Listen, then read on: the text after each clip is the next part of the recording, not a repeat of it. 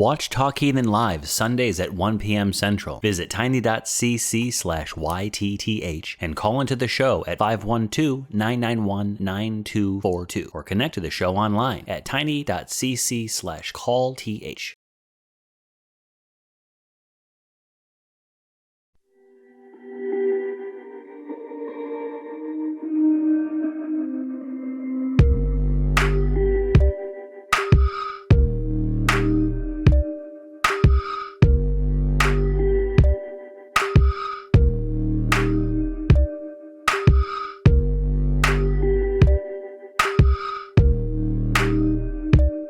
Hello, everybody, and welcome to another episode of Truth Wanted. I am your host, Objectively Dan, and this is the live call-in show that happens every single week, Fridays at 7 p.m. Central Time, where we talk to people about what they believe and why. And if you'd like, you can call us too. You can talk to us at 512-991-9242, or you can call through your computer at tiny.cc/calltw. Truth Wanted is a product of the Atheist community of Austin, which is a 501c3 nonprofit organization dedicated to the promotion of atheism, critical thinking, secular humanism, and the separation of religion and government. And of course, every single week, I always try to have a special guest. This week is no different. It's Sinn Sage joining us from our sister show, Secular Sexuality. Sinn Sage, welcome to the show. Hello, and thank you so much for having me. I'm very honored to be on Truth Wanted. Yes. Sinn Sage's Secular Sexuality is quite a tongue twister, I've now realized, which is really cool. But Sinn, this is your first show outside of Secular Sexuality in which you've made an appearance. So welcome. Glad you have been spreading out and doing that stuff. And about how many episodes of Secular Sexuality have you done now? I think it's got to be somewhere around 10-ish, maybe. Yeah, it's a good amount. I try to come on like once a month if I'm able to, for sure. Well, yeah, that's awesome. Really glad that you get to be there. And one of the things about the ACA is that we have so many volunteers, both on camera and off camera. Like, we don't always get to all talk to each other. Like, we generally all know each other, like through watching each other and stuff. But you and I haven't talked really at all. So I'm really glad that we get to talk today.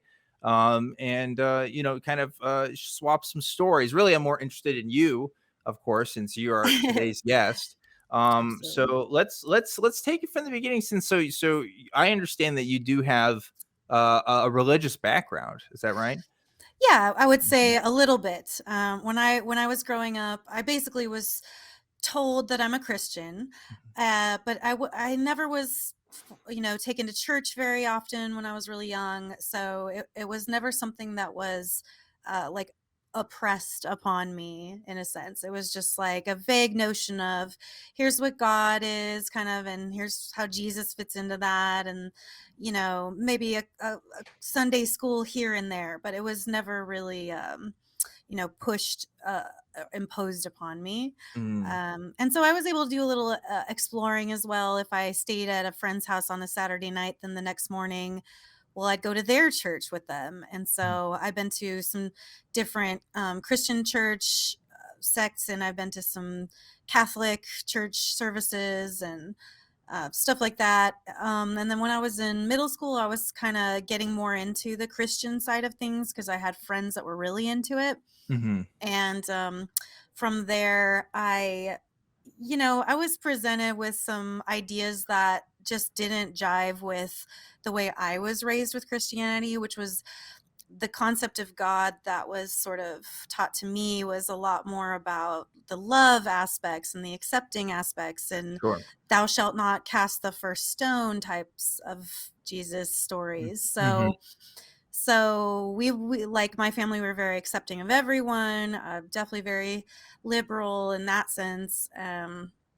And so when I was in this Christian-based like after-school club, and we were playing some like morality style of card game based on Christian morals and ethics, and the question of gayness was brought up, and the kids were kind of arguing back and forth, and I was just like, no, of course, this doesn't matter, like, we just love people. And the teacher that was monitoring this club, who is, by the way, not legally allowed to say anything, but she was like, well, it does say in the Bible that homosexuality is a sin.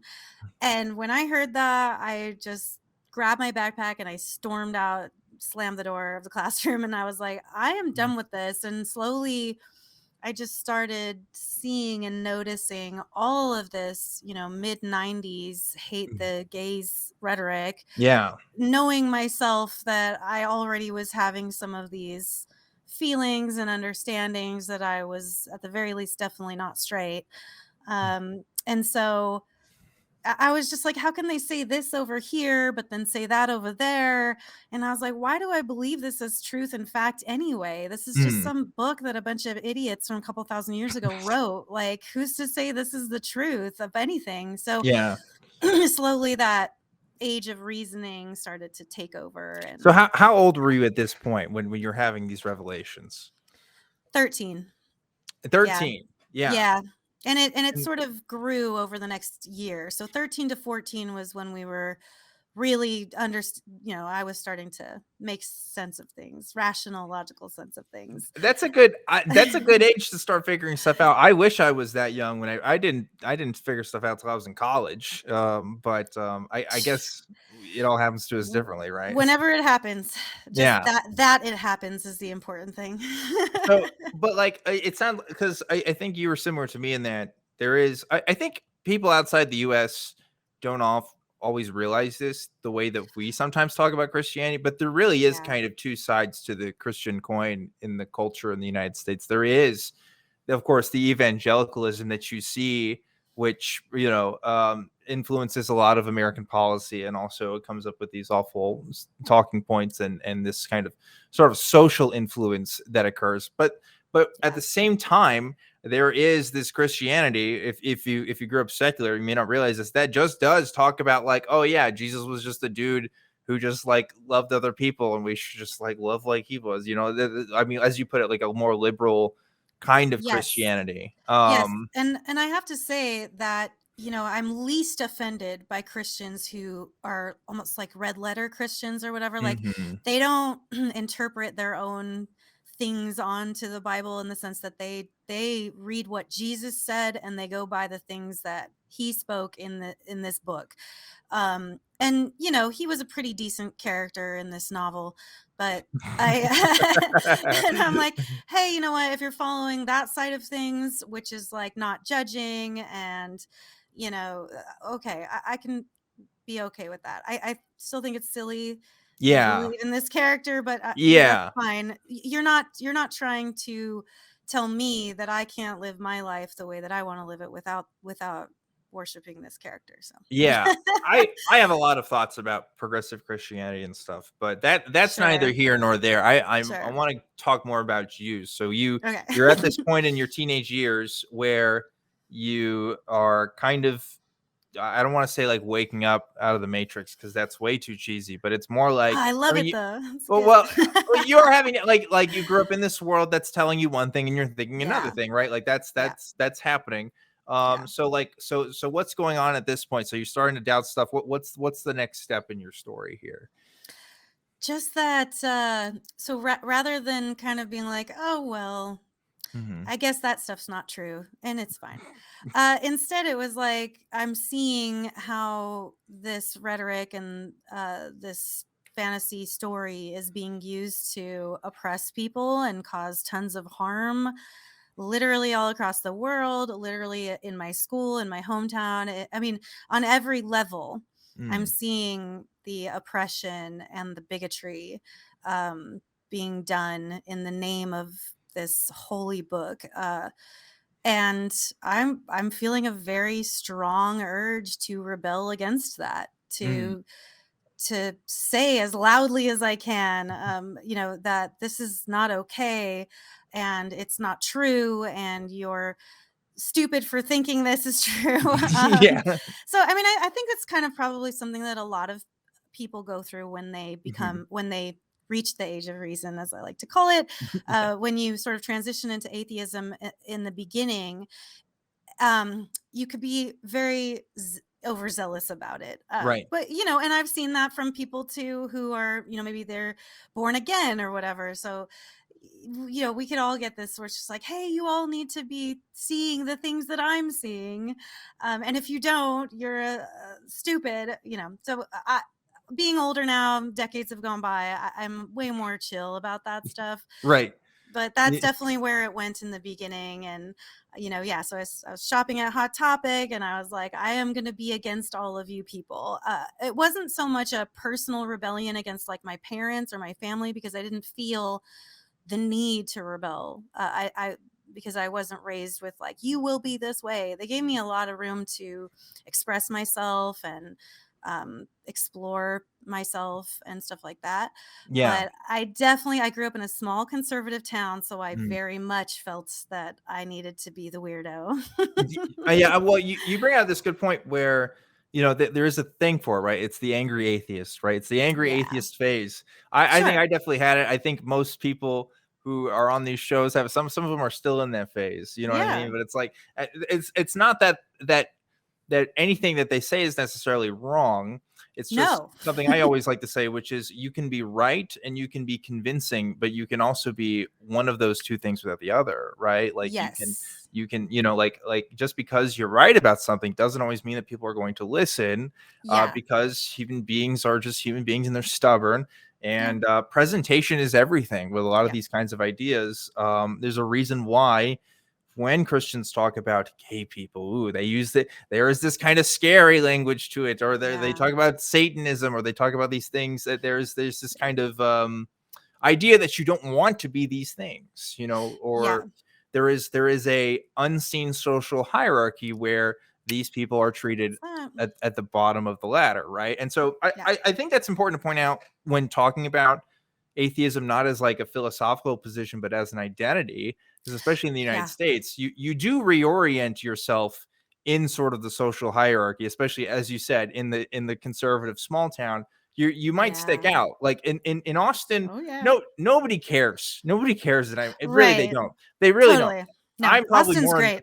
I'm Know more that. annoying about it than probably people here even care to listen to me talk about. Right. But where I grew up in Waco, Texas, yeah, that kind of stuck out. Maybe not as much today in 2022, but growing up there, yeah, 100%. It's more of a Definitely. big deal, right? So, Yes, mhm, definitely. And that mhm, was the thing, the goal, I guess at the time was like, yeah, I want to stick out. Ask me mhm. why I dress like this. Like, Yeah. and uh, yeah, there really is this sense of just like, I don't want to, I don't know, maybe to be assumed that, oh, well, I live here in this town, so I must be Mormon or Christian. As like, no, I want you to look at me and see that I obviously do not want to belong with yeah. this group of people, Sure. and at least that's how it was at the time. Hmm. So, and Hmm. I still maintain that, one of my favorite lines from one of my favorite 90s movies, "We are the weirdos, mister." I mean, yes, that is me. But yeah, uh, definitely, and then I knew what I wanted to be when I grew up, at the time. And so I made that clear too, that I wanted to grow up and be a porn star. And I will tell you, I'm the only person from my tiny little town that I've heard of that did that. So, yeah. Yeah. so yeah, Um, I'm walking the walk that I'm talking. And you're walking the walk and you're walking the talk, and it is interesting to see when we talk about atheism as again as a social thing.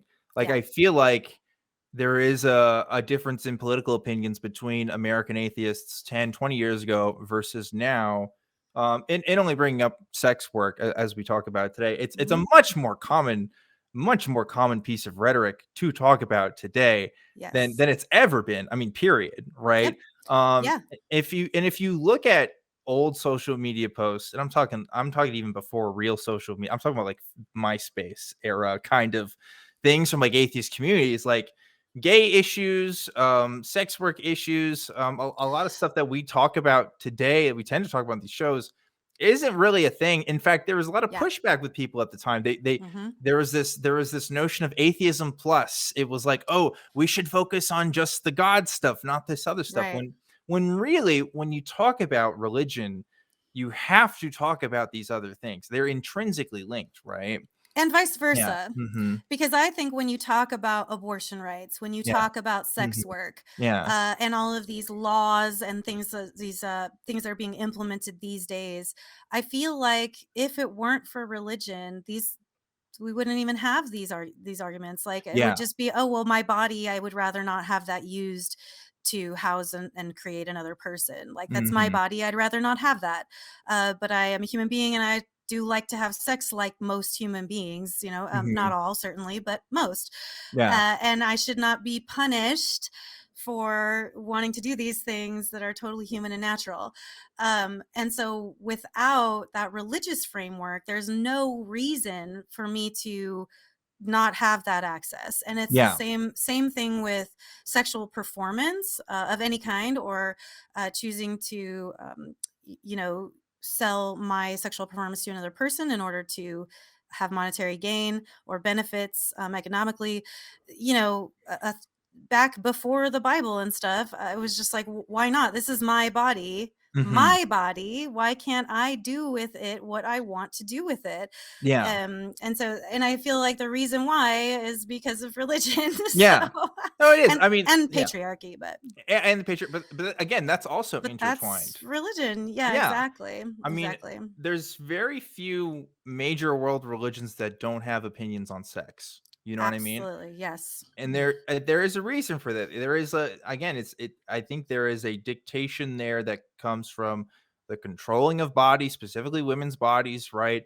From the top, from these largely patriarchal groups, right? Yeah. Like that, and like religion has been used to sort of keep the status quo of power structures in place. It's sort of used to justify current forms of leadership and organization that tend to have men making the decisions over things, even when it's not appropriate, right? Even when right. I mean, like it's just there. It's like, and if anybody who doesn't see that doesn't, I mean, like I think Christians even recognize that on some level most of the time when you talk to them, right? Like I think that's why they're so adamant about these principles, because they see that the unraveling of that when you lose your religious faith, right? Yeah. And that's the thing too, is that like even the women in religion who are hateful against pornography and sex work and stuff like that, but it's because they too believe, I would like to be the one in the kitchen and raising babies, and my husband tells me what to do because that's what the Bible taught me. Like I can't come up with these answers. I'm just a crazy woman who gets insane, 5 days a month, and so I can't be trusted to like make decisions like this and So they're against that as well, even though maybe they do or maybe they don't, but like see that is oppressive to them, and they just lean into it rather than trying to fight against it. There is a lean into it, sort of, they talk about lean into feminism, right? That's kind of a branch of feminism that is evoked, this sort of idea of leaning into the power structures that pay. There is a version of Christianity that advocates that. For example, Pope Francis, I saw this just the other day, the Pope who everybody praises for being the most liberal Pope was asked about women in the pastorship role, saying, well, what do you think about women who want to do this but can't? And he's like, well, they do have a place in the church, and it's being a nun, and literally he said, like, being an administrative work. And he gives this whole spiel about this theology that the church is the bride of Christ, and the bride of Christ has blah blah blah. And it's like this is just, all this is saying is, look, there is a difference in these roles, and they want to keep those differences. They really do. If there wasn't a difference, if it didn't matter, you wouldn't give a shit. There's no men that are saying, well, we can't have men performing the roles of teachers or men performing the roles of, like that's not happening in the church. It's, we want to restrict women having access to the roles that men have, because men typically have these very powerful roles. There's a reason why every pope is a man, every bishop is a man. Like Right. it's it's kind of there, but yeah. And that's why this sort of like progressive washing of the Catholic Church. No, you guys know. We see right through this shit. Like, there's just no way to make it work for you if you're trying to be progressive, which, we know ultimately they're not. They would like to keep things the way they are. And it ends up not pleasing anybody. It doesn't please people like us. And then the real conservative folks are like, well, even if you give these people an inch, they'll take a mile. So they don't even like it when there are concessions made towards other communities. Right. But we do want to get to calls in a sec. But I want to again real quick ask you about your story. So you're kind of, you're on the other side of the fence now, right? You grew up vaguely Christian, kind of. You kind of were influenced by Christianity. You had and I don't want to say on and off again relationship with it, but it was more like you held it. It sounded like you held it pretty loosely in hand. You took good parts of it. But now you're kind of like, just fuck it. You're kind of just like burn the whole thing down. I mean, is that right? How do you feel about your relationship with like Christianity now? Yeah. I mean, do you mean that I felt that way around age 13, 14? Yeah. Well, like definitely. you were doubting stuff. And now do you describe yourself as anti-theist? Like how do you feel about it now? Yeah. Oh my God. I have so many labels for myself now. Yeah. But definitely like 13, 14, I was like, atheist. I am a freaking atheist. All this stuff is bullshit nonsense. Like, come on, guys, let's move forward. And you get that little angry atheist thing going on, and mix that with teenage hormones and just like really coming into my own and finding my own identity and stuff. So very putting it out there for the world. Now I'm older, I'm 39 and I've lived a long life this way.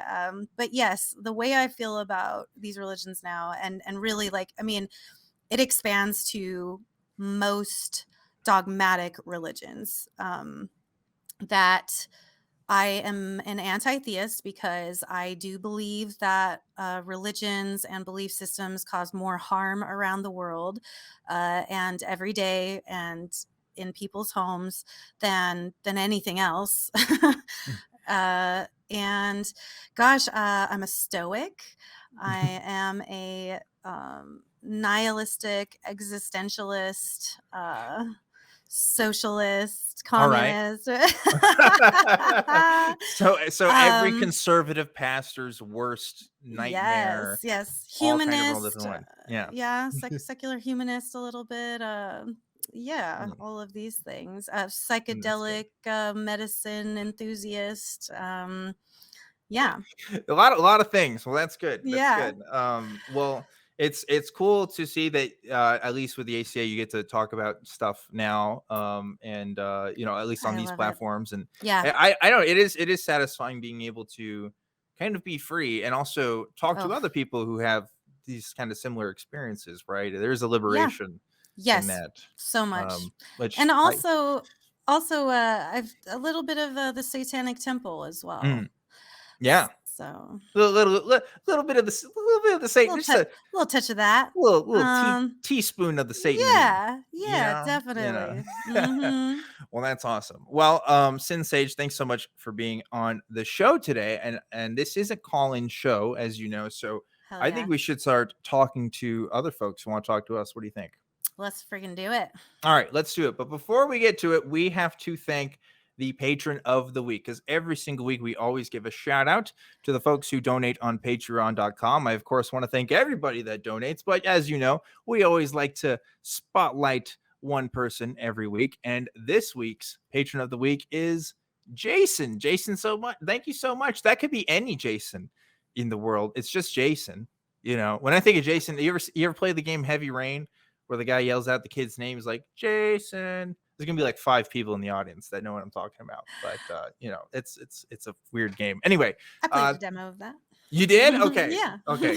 That game's crazy. That's a weird game. But anyway, thank you to everybody that donates on the Patreon. And if you are interested, definitely check out the link in the description, where you could help us, keep the mission going, helping to talk to other people about what they believe and why. And in fact, I think we should do that right now. So let's get into it We are talking to Muhammad, who's calling in from California. Muhammad, you're live on Truth Wanted. What's up? What's going on, my brother? Third time now, something like that. That's right. Number 3, you're coming back, and you've had a different topic every time. So what do you want to talk to us about today? Yeah, I want to talk about, objective truth and, Okay. Yeah.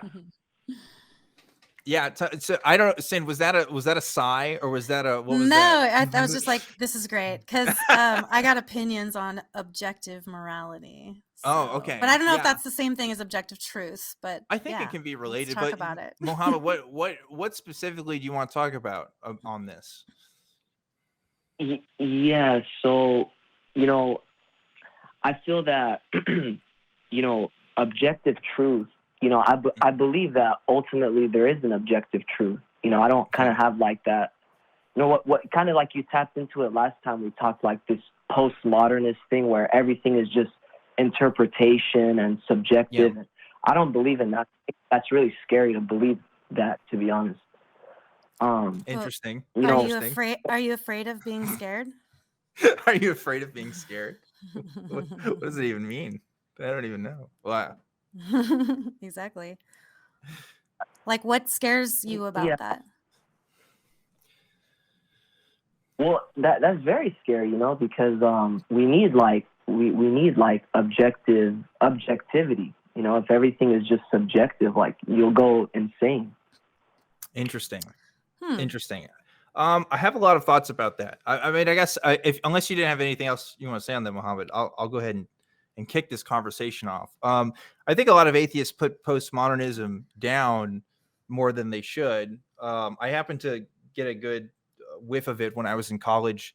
We talked a lot about it in my program, so I have a fairly broad understanding of it. And the thing is, postmodernism is already really broad, so it's very easy to sort of I don't want to say mischaracterized, but it's definitely easy to misunderstand from the layman's perspective, because it covers a wide range of topics. It talks about epistemology in particular, as you're talking about right now. It also talks about art. It also talks about political organizations. It talks about a lot of things.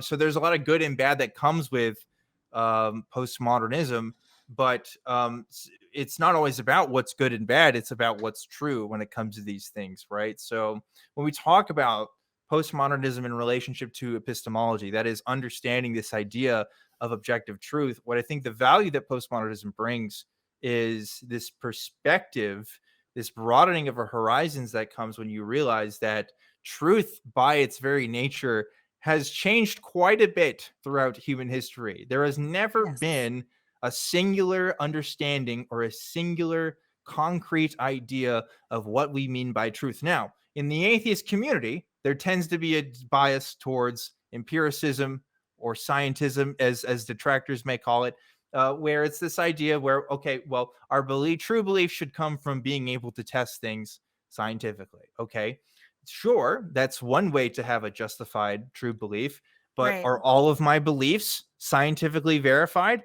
Absolutely not. You can think of a lot of things that can't be completely scientifically verified, and I still get by just fine. Sometimes we use pragmatism. Sometimes we use other forms of trying to get by. So I don't know. It's a complex and nuanced discussion that I think a lot of people fail to sort of address. I'm kind of an anti-realist when it comes to truth. Hot take. I'm not. I don't know if there is. I don't know if there is a concrete objective truth that we can talk about. I think obviously we can talk about our goals and we can say, well, what's the best way to reach goals? Sure, but a truth that's outside of stance, like a stance agnostic truth, that is that's, I don't know if that actually exists, but that might be a hot take in our community. Sam, what do you think? I agree with you. Yeah. I mean, especially when we talk about objective morality. Mhm. I feel like there's layers of reality, I guess. Yeah. Like here on this planet, I am here, I interact with other human beings. And morality is like, I'm not going to kill someone else. I'm not going to tell them they can't love who they love. Like Mhm. that's my personal morals, right?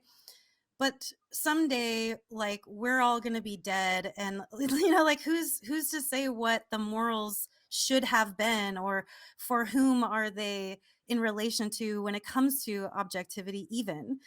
That's why I feel like it's really nebulous. Like, I have a philosophical friend, studied it quite a bit, and he's just like, no, it's objectively wrong to do blah blah blah. And I'm like, yeah, here on earth, yes, it totally is, but like, if you leave this planet and you expand outward into the universe for all of infinity, what difference does it make out there? I don't know, does that make sense what I'm saying? I think so. Well, yeah, again, that's another kind of postmodern perspective that goes into ethics, right? Yeah, Ethical postmodern stances, often vary in how you kind of parse that. But yeah, ultimately, it does when we talk about that, it does kind of distance itself from this idea that there is this kind of singular unifying notion of truth that everybody can follow at all periods of time and all cultures. Like that exactly. And like, doesn't seem, yeah. and Mhm. where is that? Where does that Yeah. exist? Where is this objective truth? Yeah, or how do You we know? access it? Do we even have the Yes, tools or capacity to even understand right. what that even means? Anyway, we're talking a lot here, Muhammad. So please interject. Tell us your thoughts. Yeah, so this is what I was thinking about, for like the past couple of days, deeply. That Yeah.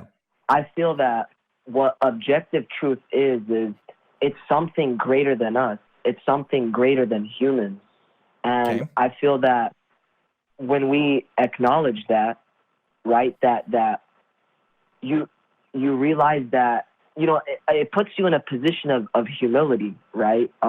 First and foremost, but also it it makes you, I don't know, I feel like it reveals the true nature of things, that a lot of these principles we have that directly like influence the thoughts we have and how we perceive things and how we deal with situations, that this is all subjective, because it's not that look, I see it like this, that if someone feels that, hey, look, I'm the measuring stick of truth, if you don't fulfill my standard, Mhm. whatever it is, then it's not true.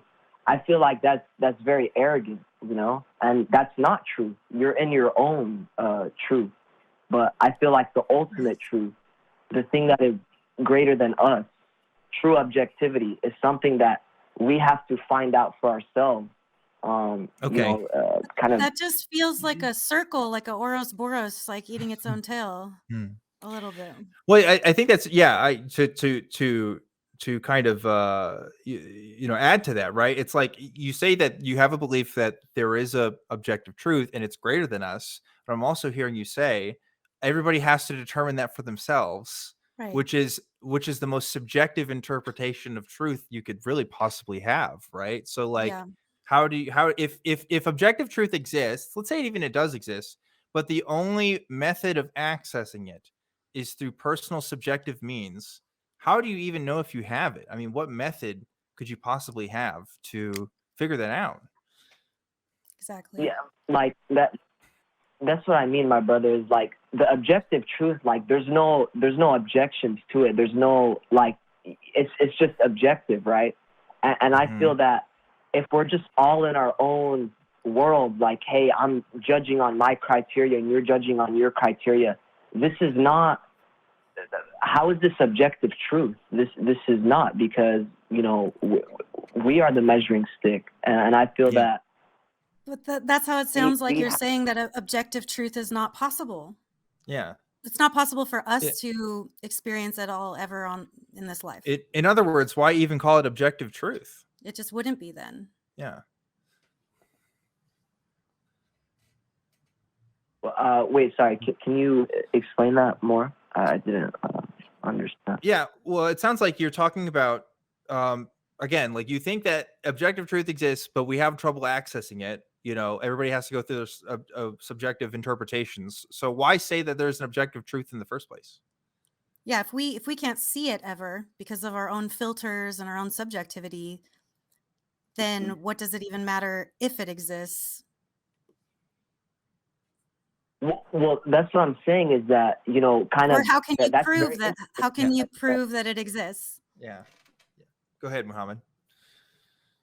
That yeah, we are blocked off from objective truth, right? Because like we're in our own kind of, you know, just standards and I feel like we can't see it right now, but I feel that if you reach objectivity, it'll reveal the true nature of things. That, oh man, I was in my subjective, you know, world the whole time. And ultimately I have faith that there is objective truth, you know. But again, if you say prove it, I feel like we're going down this road of like, hey, you have to fulfill my criteria. And that's not what I'm saying. Sure. So how do you reach it? How do you reach that objective truth? How do you get there? Do you have to die or? We have to. What I think is we're blocked off from it. Yes, because of like, you know, we're in the world. And I don't know. Look, I don't know. Honestly, I don't know. Right. Okay. And I'm not gonna pretend like I have an answer. But I don't know. This is just what I've been thinking, and you know, I feel, you know, I definitely hope that there's objective truth. There is an objective truth out there, because if not, that's scary. Yeah. But I mean, it sounds similar to people saying like, I hope there's a God out there, because imagining that there isn't one, that scares me. Right. And so that's why we have faith. That's why we come up with this concept of faith, because we're too afraid to face that maybe those things don't exist. And it's the same thing with what you're talking about. Yeah, I mean, I could say that we all want there to be like objectivity, objective truth, objective reality. You know, that's something we need, right? Well, it's something we would like to have, yeah, perhaps. But that doesn't mean it's objectively true. Right. I mean, like, look, like, are there such things as objective metrics? I mean, sure, you could look at this YouTube channel, for example. You know, sometimes we talk about, okay, what's the view count of this video? How many comments? You know, you can enumerate those things and say, look at that. But like, why that even matters is because we have goals and we want to try to reach those things. So like, when we talk about this objective thing, it's not that it's some sort of objective truth that this exists and this is good or this is bad. It's just, it's all goal oriented. It's all, again, towards this, it's stance oriented. In other words, the ACA wants to try to grow and reach as many people as possible. So those are the metrics. Those are the things that we care about. Do we care about the truthiness of a video? Do we care about the beauty of a video? I mean, these are kinds of things where you can't really measure in an objective way, in my opinion. You know, these kinds of other sort of adjectives that are left for, you know, philosophy to kind of explore. But we only really care about the facts that we can really manipulate. I think that's true for all humanity. Really, all of the scientific project is to study nature to conquer it. That's, you know, is one perspective. But it's like, I mean, yeah, like I think people I think this conflation here comes from this idea that there is something extra out there that we may or may not have access to. And sure, maybe that's the case. But at the end of the day, if I can't access it, if there's no way for me to even orient my life around this, I can only orient about what I understand and what I can perceive and what I can control. So that's ultimately what matters. And that's not objective. My life purpose is not objective in any sense of the word. So even though I'm objectively Dan, that part's true. Does that make sense, Mohammed? We're talking a lot here, so I just want to make sure. At least I am. Yeah, no, my brother. I like calling into your show because, you know, I know like you're a sophisticated guy, and I like having, you know, deep discussions. You know, it's just, like, you know, I just saw it as, you know, just as a problem because, you know, for me, you know, I can't like think that, you know, everything is just subjective, and no, that's just like insanity. You know, that's how, you know, like, you know, and I feel like there's no, I don't know, like, I feel like there's no objection to that because like no one wants to, kind of, live in. Yeah, but I think it's something that, like, if you sit with it for long enough and you go over it and over it and over it in your head and you really think about it and you hold on to it for a while and you think, why does that scare me? Why does that sound like insanity for me to not have some compass point of objectivity that's true out in the world? The more you can get more comfortable with it and with, knowing that, like, we can't know everything. We can't know the truths. There's just some things about being alive that will always be a mystery, and that's okay. We don't have to control everything. We don't have to have all the answers. We can live and die and not know. And that's okay. And I feel like that's a big problem with religion, is a lot of people just coming up with an idea and pretending like they know. Yeah. They have the objective truth, and then using that to, harm other people's lives. Exactly. That's why this is an important topic, at least to me, and probably also to Sinn Sage, is because when you look at the history of this idea of objective truth, it can sound noble and it can sound like, what we all want to search for, and it definitely can. But unfortunately, it has not been used that way in every context. If we talk about objective beauty, for example, a lot of people believe in this idea, and the history of 1940s Germany will tell you that they had an idea of what objective beauty was, and that was that this race of people was the best people, the most beautiful people, and also that art, that Jewish made art was lower in the hierarchy of things compared to German made art, right? And so, like, there's these. And Christianity, even in the United States, still has this element of this almost fascist-like nature of this objective truth, where they talk about, there could be a partnership between a man and a man, but that's not a real marriage. A real marriage is between a man and a woman, and there's still this hierarchy there. They really are interested in this, again, this power dynamic that comes with this objective truth. That's why, again, why Christians are so insistent that they have the truth, because if they have the truth, you get to tell people what to do. There's a bigger institutional role that this idea of objective truth plays. Right. Who becomes the arbiter of what is objectively true? Exactly. Yeah. So anyway, I'm glad you're thinking about it, Muhammad. Ultimately, at the end of the day, I trust, since you call into this show and you talk to me, you probably are not like a Nazi. You probably aren't like, we have to start dividing the races now into, this category. But like, that's why there is, I think, a warrant for skepticism of this idea of objective. And to be frank, right, other atheists do quite vehemently disagree with me and also Sinn on this point. Probably other hosts will say maybe they'll have some philosophical argument for objective truth. This is my take on it. I don't know. I think it's defensible. It is counterintuitive, because it is kind of wacky if you grow up with this idea that there is a greater truth out there. But I think when you explained it, it does make sense. But any closing thoughts, Mohammed, before we let you go?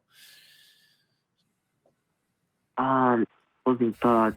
Man, I had something.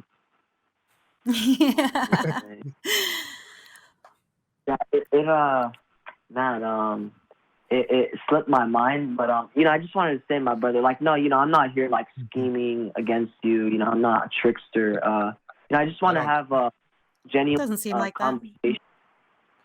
And, well, good. Yeah. That's good. I hope you were satisfied with this conversation. Unfortunately, we do have to get talking to some other people, but I appreciate you calling in, Muhammad. I think you, I like that you asked this question in good faith. We always like people asking questions in good faith, and that was a good conversation. I enjoyed that quite Absolutely. a bit. Agree. Yeah.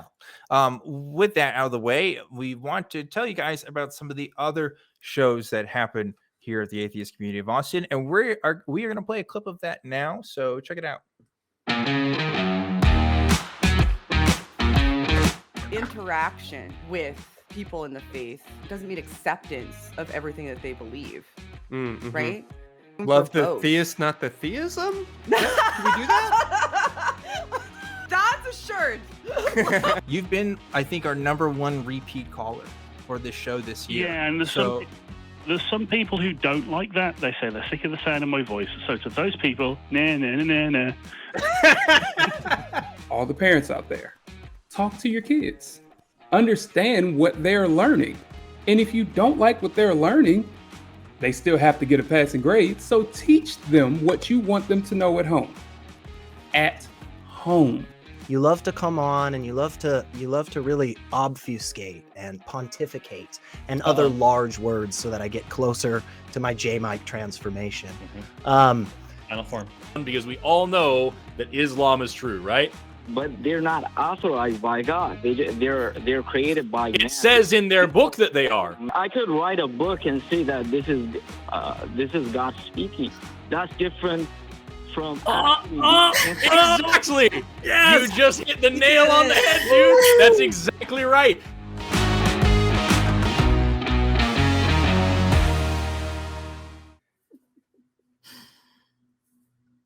And we are back to the program Sinn Sage laughing.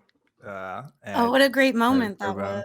Yeah. We aren't supposed to be talking about our promo, but if you're watching the video version of this, you can kind of see our promo that plays and talks about some of the other shows. So definitely check that out. But hey, before we get on to our next caller, I also want to let you guys know, of course, supporting us on Patreon is a great thing to do. Tiny.cc/PatreonTW. We are working on some other ways that we want to incentivize you to do it. But hey, you should do it. Just do it. We do this for free. Sinn Sage and I, we're volunteers, doing this stuff. And most of the people that make the shows are also volunteers. So, anything that helps goes towards the organization, make the shows better, we appreciate it. Another way you can support the shows is by becoming a member. If you do that on YouTube, you get emojis in the chat and your name gets highlighted. And you can do that for as little as 99 cents per month. So something to think about. 99 cents a month. I mean, I know the economy, not great right now, but 99 cents, I still think is a pretty good deal. But even if you think 99 cents is too much, even if you're a penny pincher, you're Mr. Krabs, and you're like, no, I can't give up 99 cents. We have another thing you can do. It's the Christmas season. You're probably buying things on Amazon, even though you hate Amazon. Let's be real. Come on. You're probably doing it. So if you're going to shop on Amazon, you can still support the ACA at no additional cost to you. All you have to do is visit tiny.cc/AmazonSmileACA and designate the Atheist Community of Austin as your selected charity. And Amazon will donate a portion of their profit directly to the ACA. That means you're not paying a surplus when you make your purchase on, your Amazon purchase.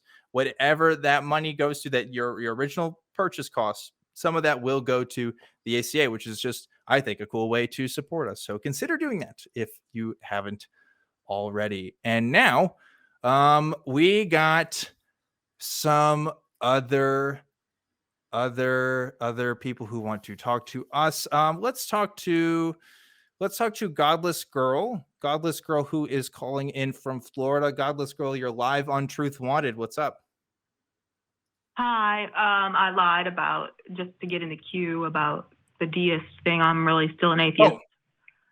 Okay. Well, I can't talk to you if you're lying to our call screener. I'm sorry. We only approve of folks who are honest with our call screeners. So I'm putting you back in the queue. But there's a reason why we have call screening, and that is because we want to talk to you about the topics that you check with the call screener on.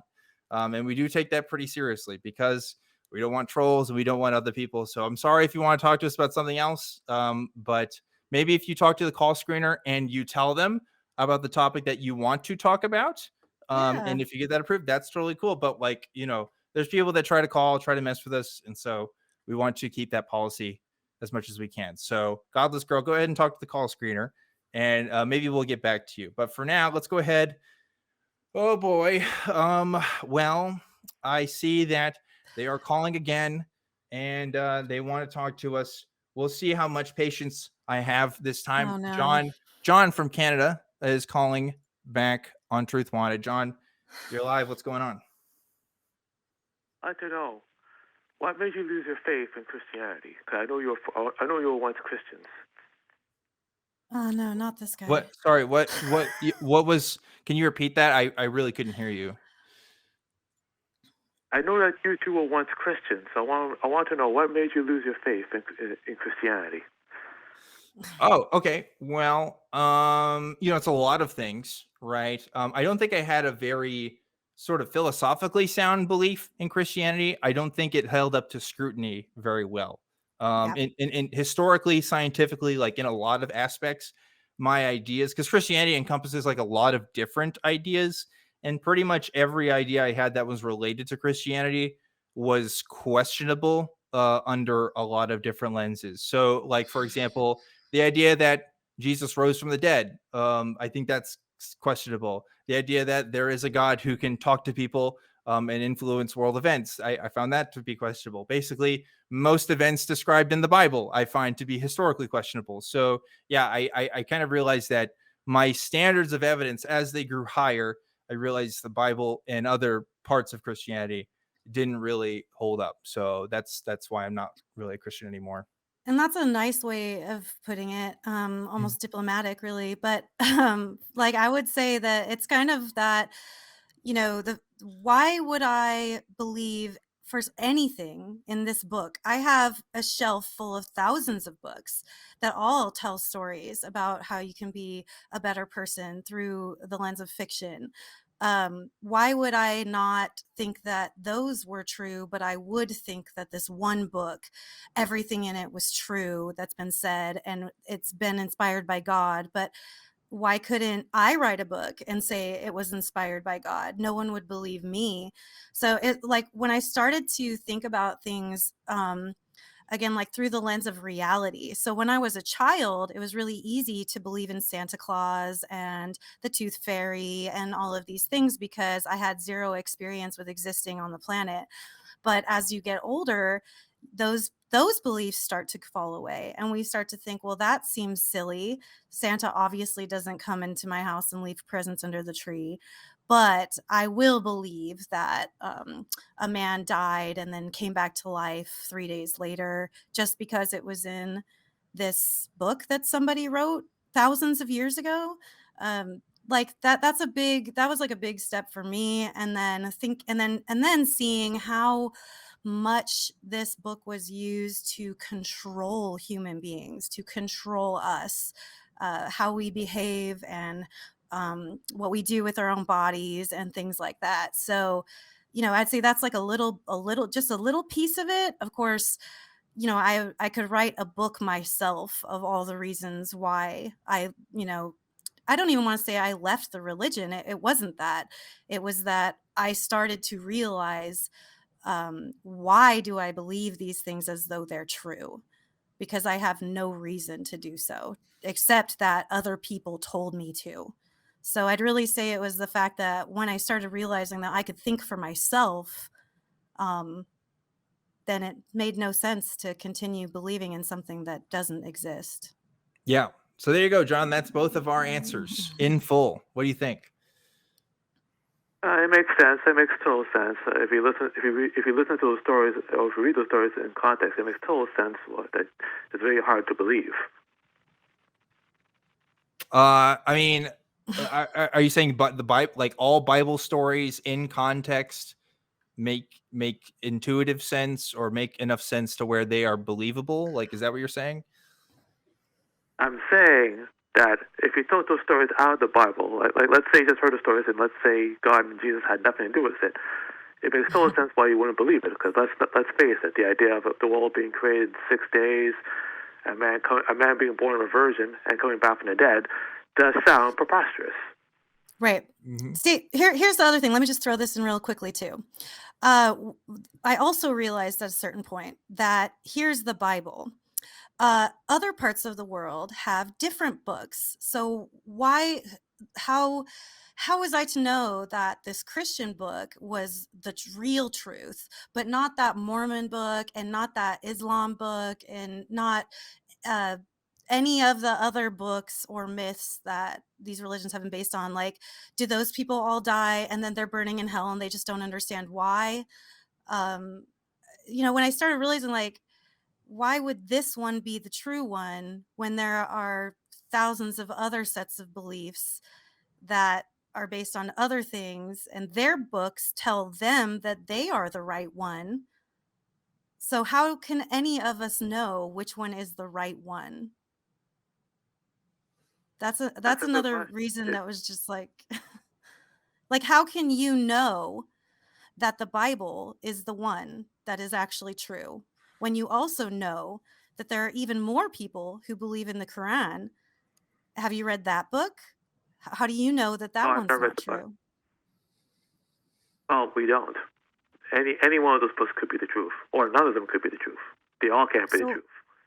So why would I sacrifice my life and the things that I want to experience in it following one of those books when we know, you concede, that we can't know which one of them is true? So I take it that at one point you had faith, and then you lost it.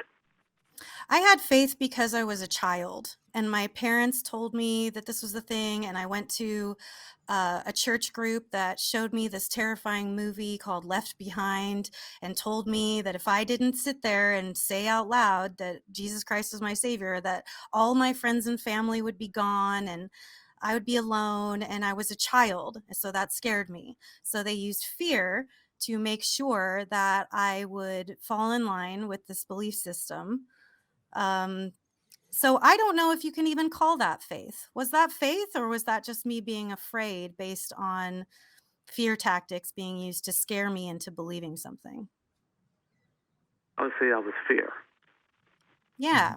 So I don't think that fear is faith. And so I think it's good to not be afraid. I don't want to be controlled with fear. Do you? No, I do not. Okay. So, you ready to be an atheist? Well, I would like to know, what exactly do you have faith in? Just out of curiosity. I have complicated feelings about the word faith. I think that faith really kind of does mean believing without question. And I think that that's not necessarily a good thing for anybody. I think that historically, this term faith has been held up as this thing that is good objectively, but it can be used to manipulate people. So, I like to think that I have faith in like the concept of love, but what does that really mean? So, yeah, I'm not sure if I have faith in anything, and I don't think that that is a bad thing. I mean, I think you'd have to sort of prove to me that it's somehow bad. Okay. Because sometimes I look at the world and I say to myself, all right, well, the world is the way it is, but I wonder, what exactly are we doing here if there is no God? Well, that's kind of a different thing, right? I mean, asking what it is are we doing here if there is no God, the implication there is that there is a purpose before existence. And there's this whole philosophical movement called existentialism, right? You may have heard of it. It started with this guy.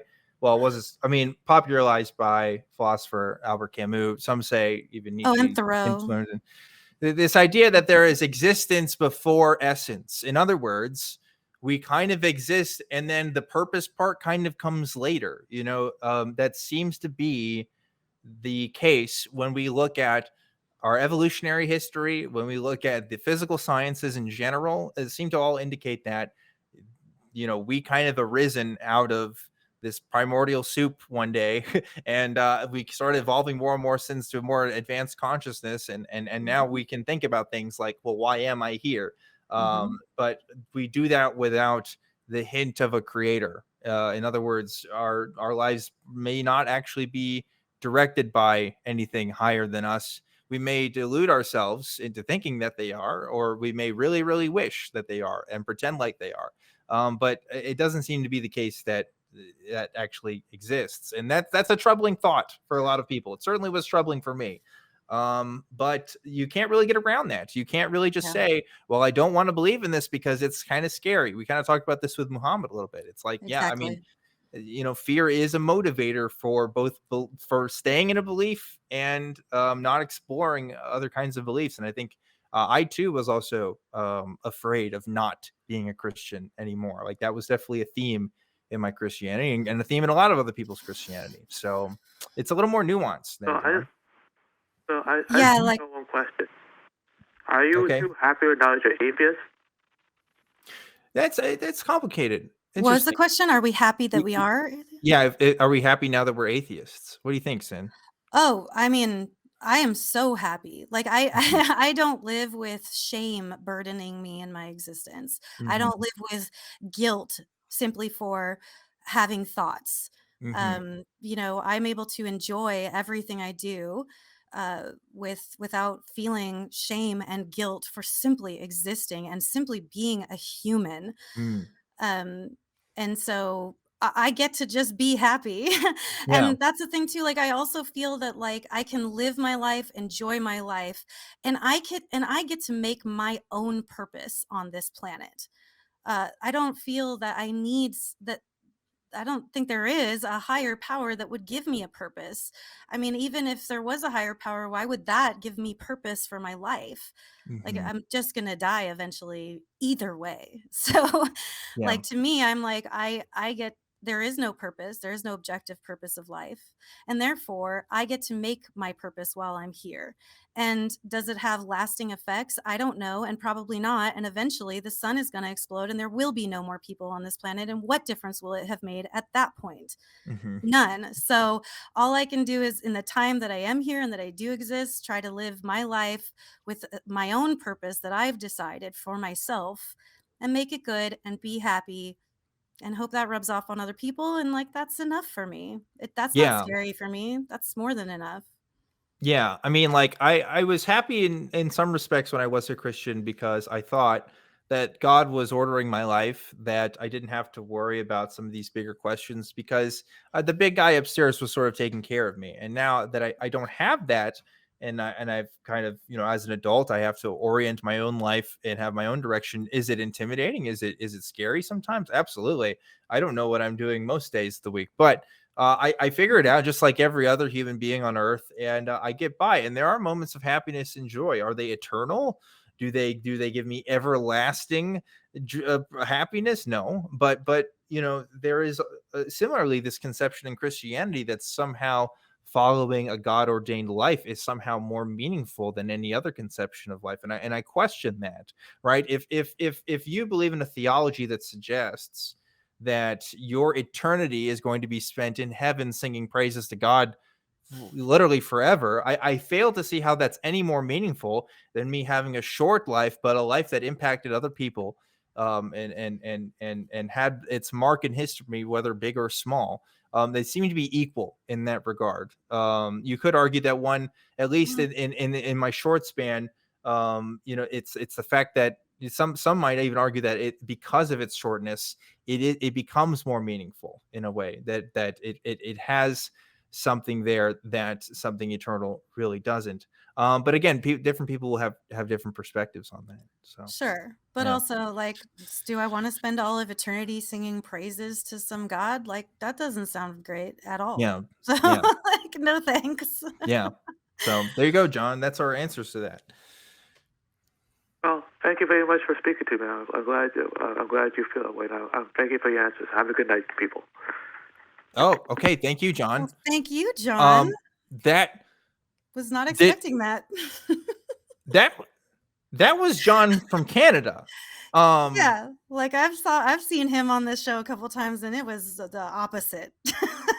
I'm kind of shocked. I'll be honest. I was not expecting that at all. John, who has called in, well, I shouldn't say, but he has called in multiple times, and he has been, shall we say, controversial in his takes. I mean, we've had some back and forth, and it's gotten a little heated, but that was the most calm, the most like serendipitous I've ever seen him. I don't know what his deal was, but he just asked questions and then went about his day.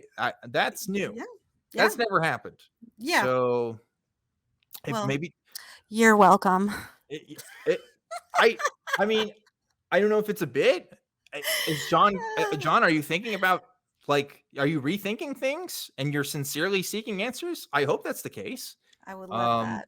I won't presume, because I don't know the guy. I don't know what his intentions are, but that was weird. That was different. John, if you want to call in and you want to have conversations like that, you're more than welcome to call in again, because that was different from anything I've seen from conversations previous. Anyway, I need to tell you guys a little bit more about this little thing called the ACA. We have live shows that we're doing now, and our next live show is going to be next weekend. I am going to be hosting in the library, the ACA library, on the 16th, live at 7 p.m. And we're also going to be having Secular Sexuality as well on the 15th. Doors are going to be open both days at 6 p.m.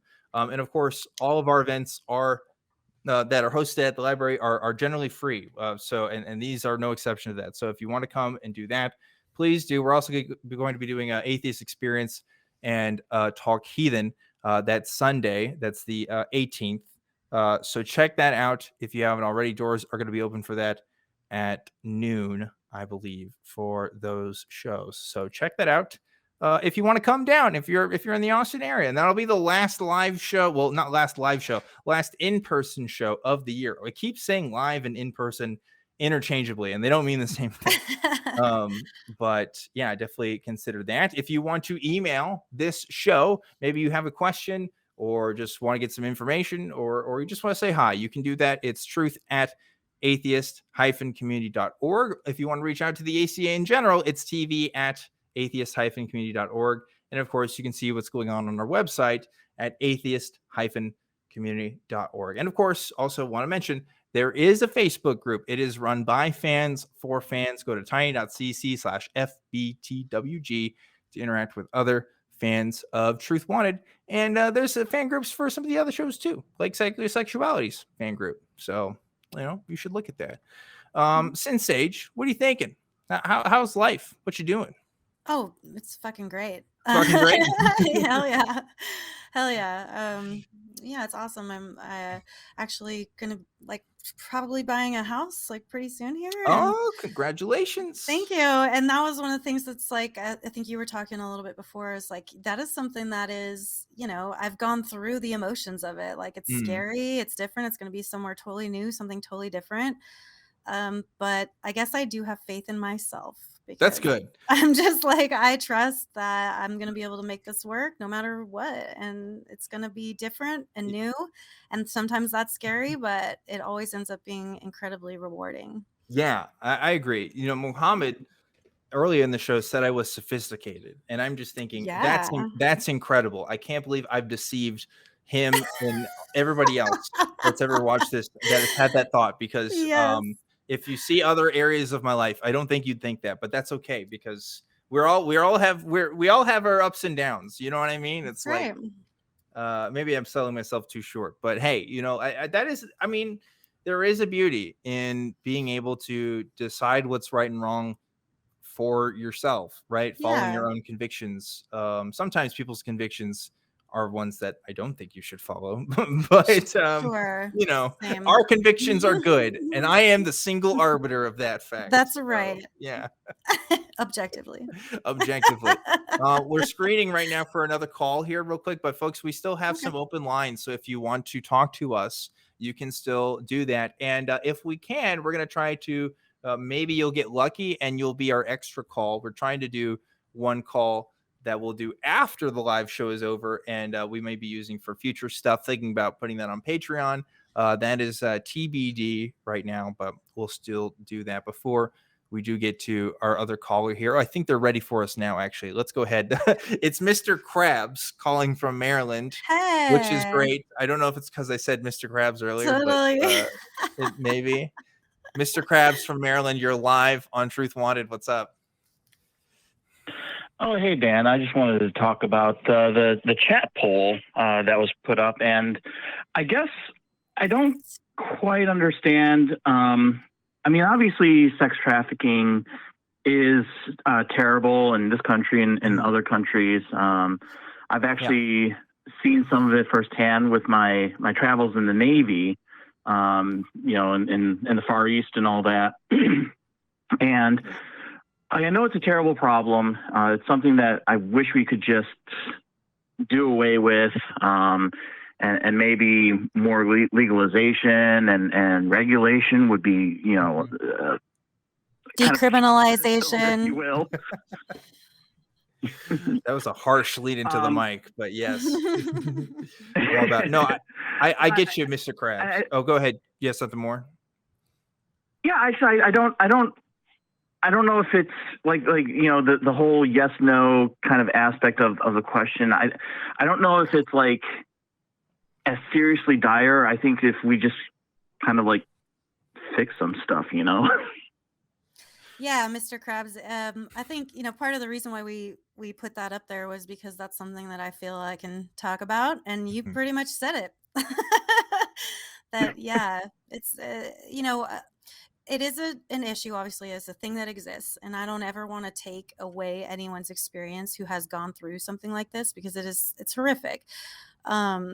But the way that it is used as a weapon against pornography, legal, business, ethical, whatever that means, pornography in this country, and sex work, and the fact of people choosing to do these things, it gets conflated with trafficking. Yes. And the fact that trafficking is making someone do something they don't want to do for no money, like it pretty much. And so, and then when we call sex trafficking, that's saucy language. There's a reason why Law and Order Special Victims Unit is the #1 brand of Law and Order that people watch, and there's marathons all the time, and it's because we're talking about sex crimes. And even just the salaciousness of the word sex, it gets people interested. So sex trafficking is something that has really been co-opted and manipulated by the anti-porn crusaders of this country. And then it's been inflated and blown up to this degree to make it seem like this is a terrible thing that's happening in homes all over your neighborhood, or cities, the city next to you. And when the severity of this problem, like the proliferation of this problem in this country, is way less than what sort of media is telling us anymore. And that 100% you are correct in the idea that if sex work was decriminalized, then the criminal aspect of sex work we'd be able to go after these people with much more efficiency and actually getting results, so that people who are put into this place, people who do not want to be doing sex work but are being forced to, will actually be able to go to the police without fear. Because right now, the way that they handle this is by arresting these people who are victims of a crime, rather than being able to save them from these situations. Yeah. Well, so yeah, to add on to that, the poll, and I want to try to do this. I said I would do this last week. We had some hiccups before we started this show, and I didn't get to it. But I want to start reading our poll questions at the beginning, so that I can tell the response at the end of the show. So we'll see if we can do that today. But the question that we asked, like you said, because it falls into more of your realm, Sinn, is there a sex trafficking crisis in the US? And this is a very complicated question. I feel like I've been saying complicated a lot, because sex trafficking is notorious. It's notoriously hard to actually pin down a definition of exactly what that means, and also how you count that. And it's also one of those things where it's hard to count in the first place, right? So is there sex trafficking that happens in the US? Yes, absolutely. By some metrics, there are people that argue that sex trafficking is actually worse in the US than in almost any other country. But the broadness by which some of those definitions are used, and by which individual state actors actually report on that, muddy the waters a little bit in how we count sex trafficking. So of course, if we're talking about a situation where somebody is being used by a gang or something to, who violates their free will to be able to use, something that nature. Yeah, of course, nobody here is saying, oh, we're pro that. So Yeah. what we're interested in, of course, is the ability to freely being able to use your body in a way that you have full control over, and have direct control, that not only of the actual act, but also the income that comes of that. Yes. Which is a much different conversation, right? And of course that Yes. nuance gets lost when we talk about this in the space, especially right now where there's a rhetoric going on of people saying, oh, they're grooming people, LGBT people are grooming kids into talking about sex and sexualizing them, when really we're talking about sex education. So again, yeah, it's complicated when we talk about this, but of course, we both share an interest in the liberalization of sex work, but on principle, right? And do think that that's a good thing, and that may be counted as sex trafficking by some metrics, which is why that's people use this as a fear tactic almost. Yes. As Yeah. a weapon almost. Right. Against consensual sex workers. Yeah. Mm-hmm. And that's why Absolutely. we say decriminalization and not legalization. Mm-hmm. Yeah. Yeah. Mm-hmm. I For mean, sure. I personally would probably go so far as to say legalization, because we're seeing a changing morality on certain types of drugs and all that, but that's just me. But when you talk about, again, things are happening in the Far East and in a lot of other countries where whole families are devastated, where people do actually sell their kids. I would say that is far more of a serious crisis than what we have here in the U.S. Now, do some of those people filter into the U.S.? Absolutely. And, then they have to deal with our legal system, which is horrendous at best. But I guess my next question is for Sinn, is like, what do you say to people? Because you have a vested interest in your work that you do. What do you say to people who say, oh, well, you just want this because you want to make more money, or you want to make better money, or something along the lines that, oh, this is a vested interest for you. How do you address people like that? Well, I mean, yeah, economically, there's a vested interest because I am a sex worker. So yeah, I would like to not be treated as a criminal. Yes. But, and so for everyone, it's different. A lot of people, do get into this work because they're like, I am going to make the most money and I'm going to die on the biggest hill of money. For me personally, like, that's not my motivation. That's not the main reason even why I do what I do. Do I make a living? Yes. And look at me, like, I'm actually going to be able to buy a house. I found it in this place where they're incredibly cheap. So I'm like making a lifestyle change for that reason. But, to know that I'll have shelter over my head, that's a great motivator for sure. But the other thing for me is that, like, I don't want to, I chose to wake up and do a job, a career with just something that I enjoy. I perform. I've been a performer my entire life. I love performance art. Like, I enjoy consuming it, I enjoy analyzing it, and I enjoy playing a role in it. I love what I do. So I found a way to take care of myself economically doing something that I love. So that's like my main motivation for it. It isn't even an economic factor. So then the next step would be me saying that, like, someone else is telling me what my motivations are, or they're telling me that I'm like biased about this particular issue, and that it's based on money. Like, that is the same thing as someone telling me that I am not allowed to use my body to make money because of whatever their hangups are about it.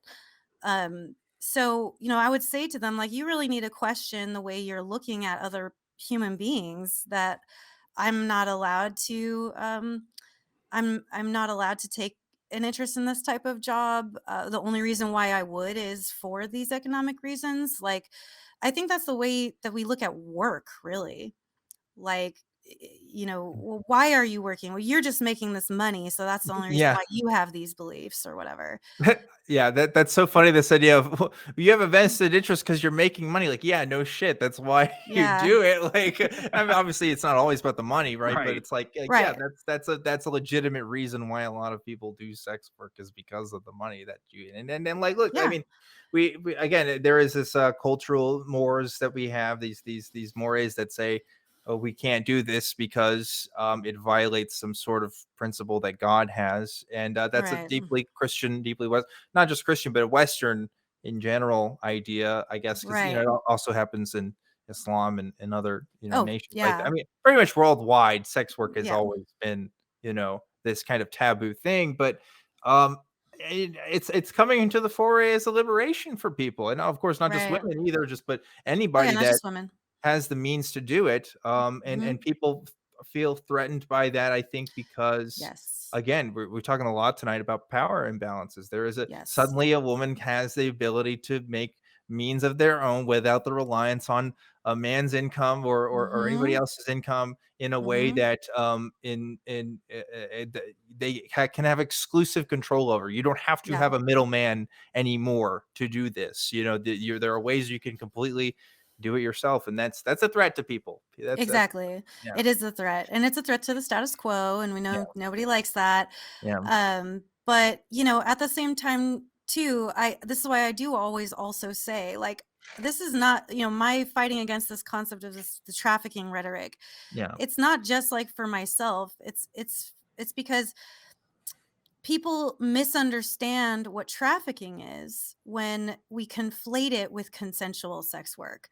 And so then actual victims are being harmed even more because we can't make sense of this. Yeah. And I'd say that's the biggest harm that this rhetoric does, because these things do happen. And I will always say, like, I would never want to take the truth of someone else's experience who has lived through this away from them. It is an issue, no matter how small it is, but it is not. It's the conflation that takes away from the issue, that confuses things, that muddies the water. That it's like, people who are consenting to do this work, and especially on camera where we have model releases, we have consent forms, we have IDs, we have all of these ways of verifying that someone is choosing to do this. Also, we pay taxes. So then we have that on one hand, but then we have these crusaders saying, like, no, they're being trafficked and they just don't know it. And it's like, oh, okay, cool. So you're telling me that you know more about my life, my choices, my experience than I do? Cool. Yeah, that's great. We love that when people speak for us and in front of us and about us without speaking Right. to us. So that's where it becomes that problem, and that's my motivation. I just want sanity, really. I remember the first time I talked about sex work. I think it was on the show, or maybe this was years ago, and I did not have a full grasp or understanding of the topic, and I wasn't restrictive about it. But I was like, oh, but wait, should we have some sort of systems in place to make sure that people are safe and protected? And yeah, of course we should. But like, I definitely still had these ideas of this is a thing that people do because they are desperate for money, or they are desperate, or something they otherwise would not do if Right. circumstances were permitted otherwise, and that is simply not true. Obviously, yeah, does that happen? People go to any job because they need money. that's people that's just a thing. That's But like, work. yeah, that's what work is. But like, as the positive sex work movement has grown, it has shown me that, yeah, of course, people will do this for all kinds of reasons, some of which aren't really my business, to be quite honest. But if there doesn't seem to be any reason why they shouldn't be able to do it, as long as, again, they're in control of their own bodies doing this, and they're fully consenting adults, then they should be able to do it. So anyway. I don't know what else to say on that. Yeah. Does that answer? No, Does that answer, Mr. Krabs? Yeah, that definitely answers my question, and thank you for that. And I just hope that the rest of your callers are, honest callers. I hope so too. Thank you for calling, Mr. Krabs, and giving us your question on that. Yeah, like, that's the reason why we put that question in the chat, is to see if people will make that conflation. Yeah. sex trafficking versus sex work, because that's hot. That's hot right now. It's happening. So Hot takes. hot takes all day, every day. Yeah. So we're gonna take one more call here, but actually we're gonna take 2 calls. See, what we're doing again, just like last week, folks, is we're gonna take one more call and kind of talk about it towards the end of the show, and then we'll stop being live, and then we'll save this other call for possibly exclusive content on Patreon. Again, we'll see. So we got 2 callers on the line. I think call screeners already talked to both you guys, but just make sure, stay on the line, both of you. We will talk to both of you, just in different ways. Right now, we're going to go ahead and go to, we'll go to Forging Thought, who's in California. You're live on Truth Wanted. What's up? Hey, how's it going? Going good. Oh. How is it happening? Oh, it's happening. I just wanted to bring up something. Second time I've ever called into the show. I used to work as a DJ at strip clubs and got a little bit of a glimpse into the sex industry and everything. And I think there's a huge misconception that happens with what you were talking about as far as the sex work versus sex trafficking. Anytime anybody hears sex work or anything like that, or, especially when you get the religious aspect thinking about it, they instantly think of the movie Taken and some Eastern European guy stealing the teenage girl, and that whole number. And it creates this fear-mongering panic state where they almost blind themselves to any kind of input on what it could actually be. It shuts down any kind of communication. There was multiple times at the clubs I DJ'd at where there was this, I don't know who they were, but it was a group that was like a Westboro Baptist kind of clone group. And they were rattling off all the same, like, these girls are going to be shipped across overseas and blah, blah, blah. And I'm like, we're just trying to get the rolly luggage through, brother. Yeah, exactly. Yeah. Yeah. But yeah, that's all I wanted to point out. I know you're running low on time and everything. No, I mean, you're right. Nailed it. When people talk about sex work, they do think of, like, I don't know, there's like Hollywood movie imagery of these like dark alleyways where people are I don't know, doing shady things. And it's like, yeah, I mean, like, again, are there, when sex, first of all, again, sex trafficking does happen, but that's not necessarily sex work. Like yes, it's all about consent. It's all about how these things, actually happen in the real world. And there's still this idea that if there's some people's parents who are afraid if their daughter goes into sex work that they are going to be in the entourage of a pimp or something like that. They really think that that's what's happening, when really it may be just, no, they're just starting an OnlyFans or something. Exactly. It's like, it's totally different, And it changes all the time. Yeah. I called on that microphone for a lot of very educated, very strong women who would end up with a Crown Royal bag at the end of the night that was better than half of the people's in the bar's salary for the whole month. So it's not like they don't know what they're doing. They're doing it for themselves. I wanted to ask you about that. Yeah, I'm sure in your work you met people who were doing the strip club work for all kinds of different reasons. And exactly, it gave them that opportunity, to actually like have an advantage and have some money and all kinds of reasons. It's just like any other occupation. You go to a Burger King, you're not going to be guaranteed that every kid that working at the Burger King knows how to make the fries right. Every job is just like a medication or anything like that. There's a benefit to risk ratio, so there's going to be a certain amount of the population that has adverse effects from said occupation. That being said, I met more smart, intelligent, able-minded, and really business-savvy women working in the bars than I did people who were in it for the wrong reasons or doing it for self-harm reasons, Met all kinds of interesting people, and I can count on one hand the amount of people who had negative experiences that I knew. And and that's the thing, like, this isn't to say like, oh, go do some sex work and it'll be the perfect job for everyone. Right. Of course not. But like, being a lawyer isn't something that sounds fun or good to me in any sense of the word. But the protesters will stand out there and they'll be like, oh no, you're selling your body, you're being exploited. And I'm like, excuse me, but all labor under capitalism is exploitative by nature.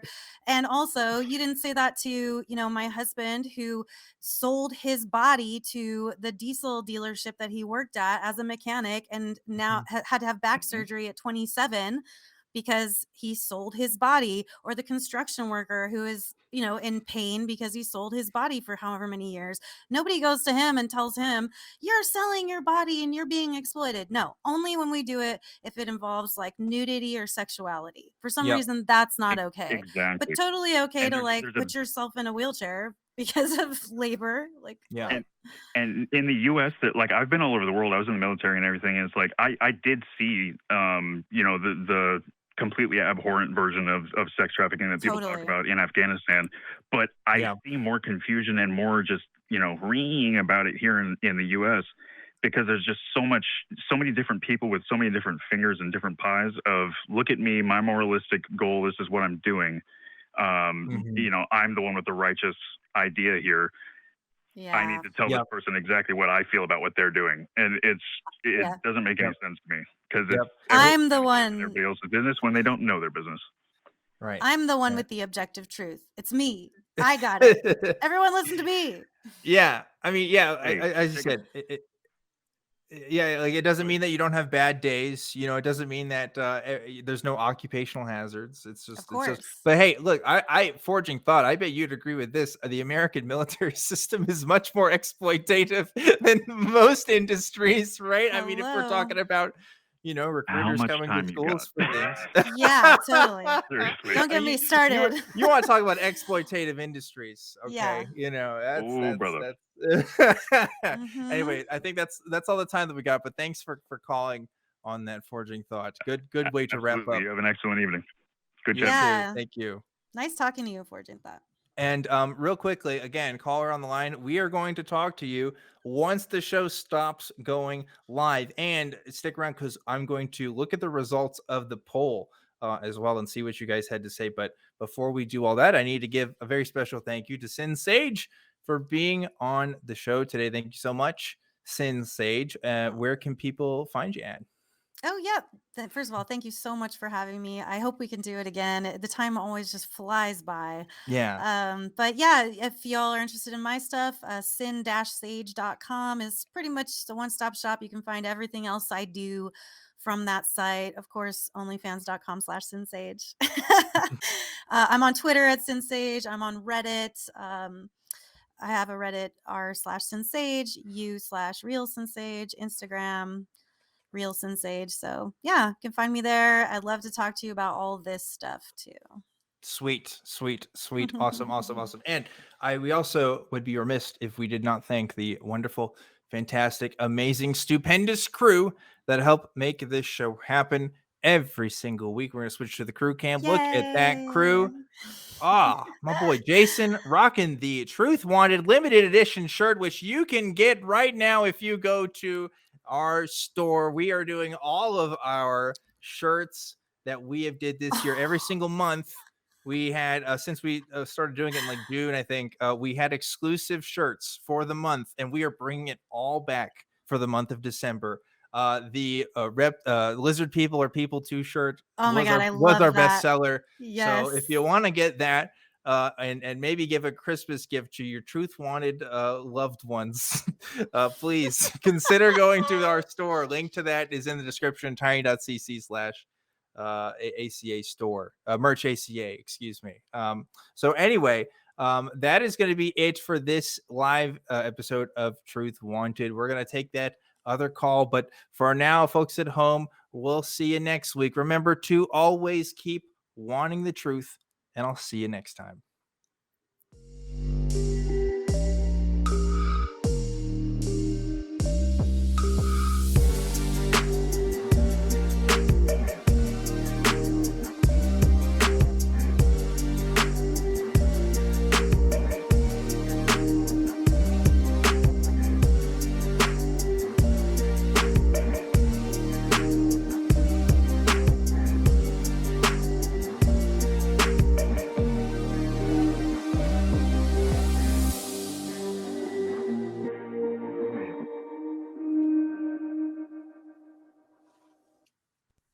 Watch The Non-Prophets and join the hosts in the live chat, Sundays at 3 p.m. Central, between The Atheist Experience and Talk Hidden.